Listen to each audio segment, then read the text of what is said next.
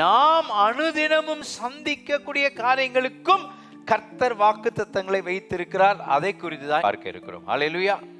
We're going to see God's promises in our daily lives.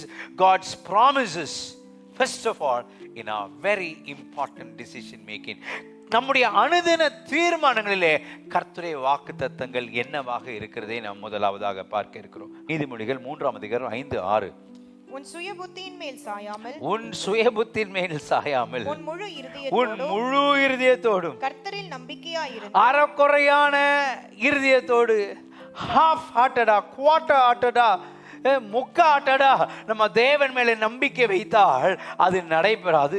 நம்முடைய சுய புத்தின் மேலே சாய்ந்து நம்மளும் செய்யலாம், ஆண்டவரும் செய்யலாம். இல்லை, நம்பின ஆண்டவரை முழுசா நம்பும் போது கர்த்தர் நம்முடைய தீர்மானங்களே அவர் சிறப்பான காரியத்தை செய்வார். நம்புறவங்க மட்டும் சத்தமா அல்லேலூயா சொல்லுங்க.